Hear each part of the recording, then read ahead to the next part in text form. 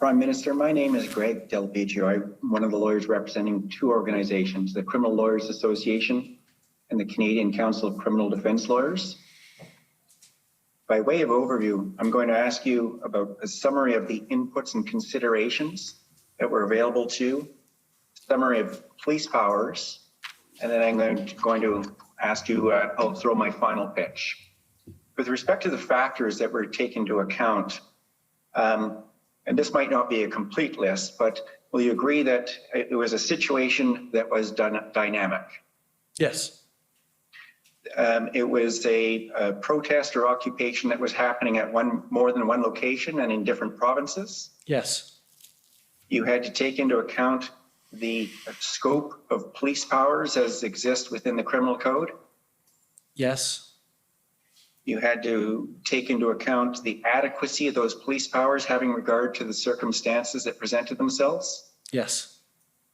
You had to take into account resource issues, how many police officers are available, when, where, that kind of thing? Definitely, yes. You had to take into account jurisdiction issues, and in particular, municipal, provincial, and federal. Yes. With respect to inputs, you had input, when I say inputs, and that's information available to you or inputs as to whether or not to invoke the Act. You took into account information from cabinet colleagues? Yes.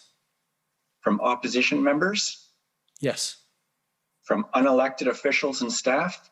Yes. From premiers? Yes. From citizens? Yes. From police from different agencies?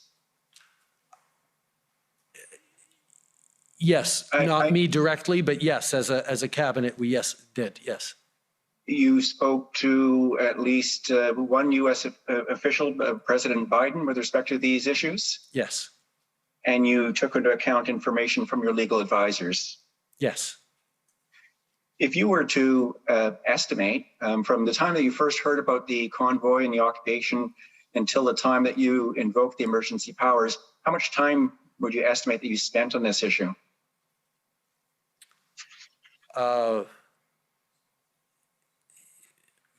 Most days in the thick of it, about an hour a day minimum.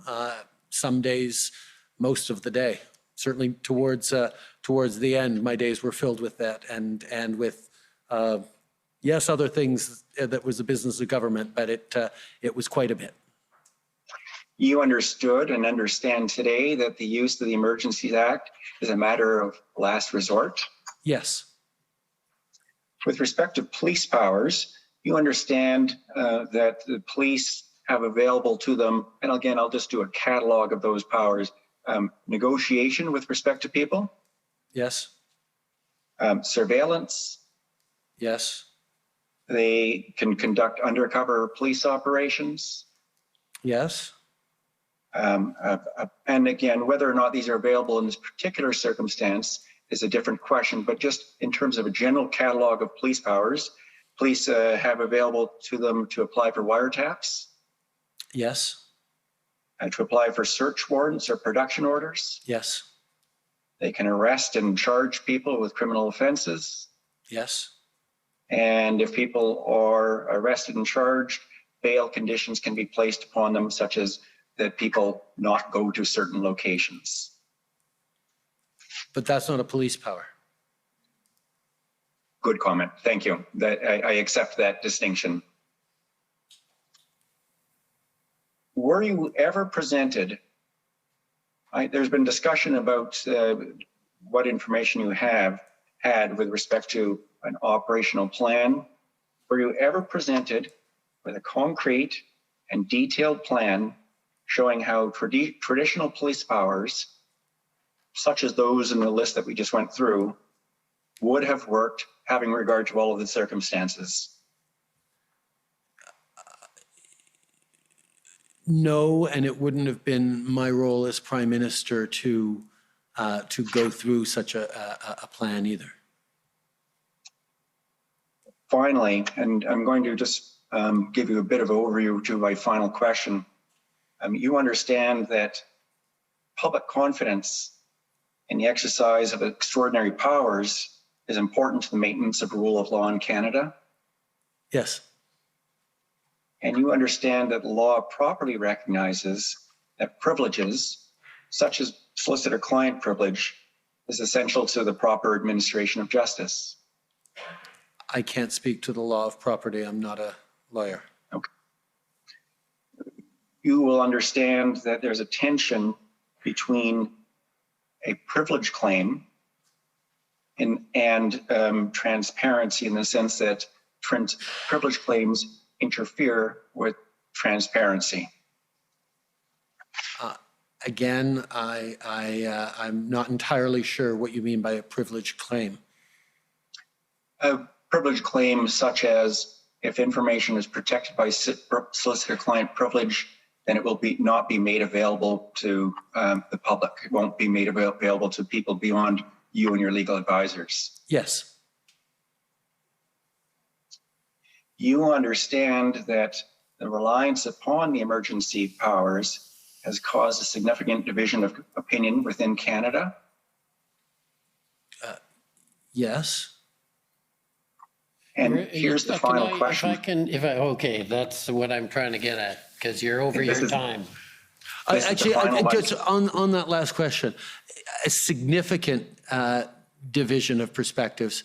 I think I don't know that it would be fair to describe it as significant, but there certainly are different perspectives on the use of the Emergencies Act. I know that there was an awful lot of consensus on one side of that. Fair enough. And here's the final question. In light of the fact that privilege claims have been made with respect to some of the information that was available to you, and I want to emphasize that I'm not challenging those or suggesting they should not have been made, but in light of them, and the result that there is certain information that is not available to the people who are listening to this commission, what do you say to assure people that the emergency powers were properly invoked, having regard to a full consideration of all options?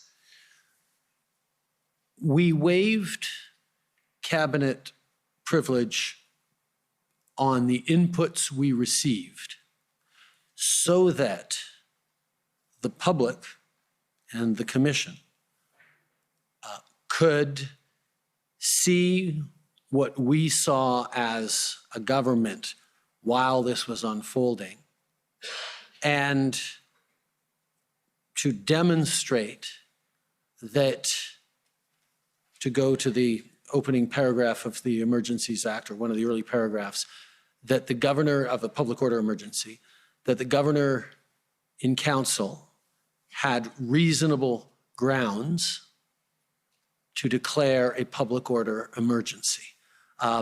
Given all the range of inputs that cabinet was receiving, which for the large part, Canadians have been able to see through this process, I am confident that that reasonable test was met. Thank you, Prime Minister. Okay, thank you. Call on the Government of Canada, please.